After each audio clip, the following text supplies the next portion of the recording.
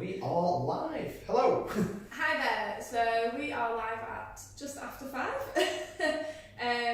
with some questions with regards to our collection service that we've been offering. So the first question mark is, I've seen a lot of your boards around lately, but what is the different branding? Yeah, so I've been asked this question socially a little bit actually, because before I start, maybe if someone could drop a thumb up and make sure that you can hear us. Hopefully the audio is alright today. So yeah, this is a question that I've been asked socially recently. They've got a lot of boards up, but some of them are different branding. So if people aren't aware, we offer a range of different services.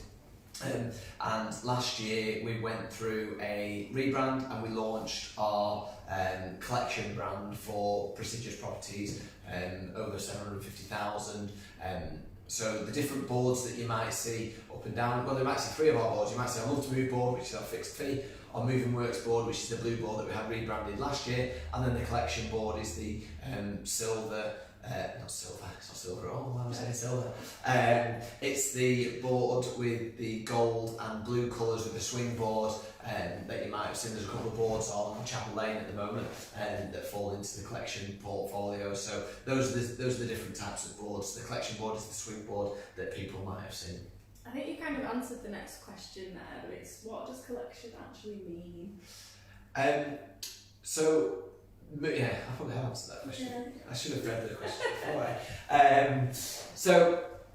The collection brand is effectively a collection of marketing tools whereby when we're going out to more prestigious properties, it's not a one-size-fits-all sort of process. So we have a collection of marketing tools, and the idea is that when you've got a prestigious property, we'll come out and chat to you. It's Georgina and I that run the collection brand. We'll come out and chat to you. We'll find out what's unique about your property, and then we'll apply some of the marketing tools to that. So it might be special sorts of video, it might be virtual staging, it might be physical staging. There's a number of marketing tools that are more suitable when we're selling houses of a higher value. We believe that if you've got a prestigious property, it deserves a certain style of marketing.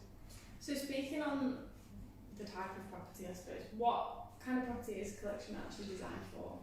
It's difficult to put. If we were to put a value on it, it doesn't. It's not a one size fits all. So you could go to a really special house so we say 750,000 plus, but if we could go to a really special house at 600,000, it might fit the collection. So it really depends on the style of property. But as a rule, it's up over 600, normally 750 and over, types of property that have got something that not every house has. So if you've got equestrian land, if you've got real potential for development, if it's a really big property, or if it's got stunning features like kitchens and bathrooms, so those types of properties, it's just really, if you sit in a property that you're really proud of, that you think actually it's not just a normal property, that actually it deserves a little bit more attention to try and get the most money for it, then that would probably be a property that would fall into the collection. Yeah, they tend to be a bit more niche, don't they? That's it. That's the word I was looking for. Thank you, Ali. That's okay. So what's the difference with the marketing? I feel like you've already answered this one too, actually. Yeah, no, I knew when I was saying it before, I was already answering this one. So the difference in the marketing. So a lot of people always say to us, well, you sell a house at 300,000 and you sell a house at 700,000 and it's exactly the same. That's not true. Simply because those houses at 700,000 normally have different sorts of characteristics that we want to bring out. Normally the buyers that are buying at 700,000 and the sellers that are selling at 700,000 have different demands potentially, expect different levels of customer service potentially as well.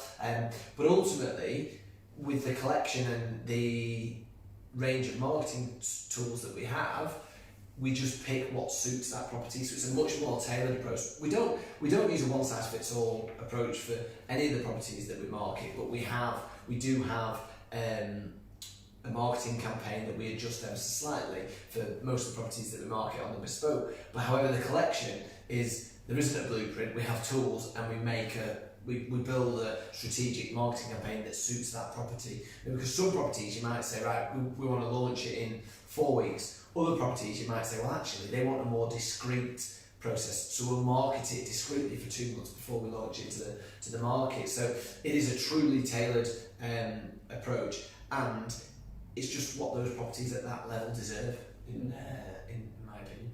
I think you're one step ahead of me this whole thing, because the next question you've technically already answered. Is it not the same to sell houses no matter what the value is? Oh, that's the question I thought I was answering. Yeah. What was the question I was supposed to answer last time? What's the difference in the marketing? I suppose it's the same question, really, isn't it? Yeah, well, okay, let's go back to the difference in the marketing. The difference in the marketing is that, as I said, it's not a one-size-fits-all approach. And the two questions are kind of intertwined, because a house at 300,000 does deserve better marketing. The difference in the marketing is, normally if we're selling a house at 300,000, we wouldn't use drone photography. We wouldn't use staging of properties either, normally at that sort of level. So those are a couple of the difference in the marketing. But my belief is that when you've got the marketing tools at our disposal that we've got, this whole range of and this whole suite of marketing tools, then you can pick and choose for the specific property, and that's where Collection and that premium brand and those really special properties get the attention that they deserve. Because when you are asking somebody to part with the best part of £1 million, they've got to be not just impressed but super impressed. You've got to make that property really stand out from the crowd, because normally at that level people look across a wider distance. They're not normally as focused on a particular part of the region. So you've got to make it stand out, because you're probably competing with other properties in that same sort of ballpark. Yeah. And that was it. That's all our questions for this week. Great stuff. Well, thanks very much for watching. We wanted to focus on Collection this week because we've had a couple of questions about it, and particularly about the board. As I mentioned, people have been asking me why the difference for sale board. If you do enjoy watching these videos, please drop us a comment. We'd love to hear from you, and if you have got any questions about estate agency buying, selling, renting, if it's £100,000, if it's £1 million, please drop us a message with any of those questions. We'll be happy to answer them. Yeah, that was awesome. Thank you all. Thanks for watching. Oh, nearly fell over.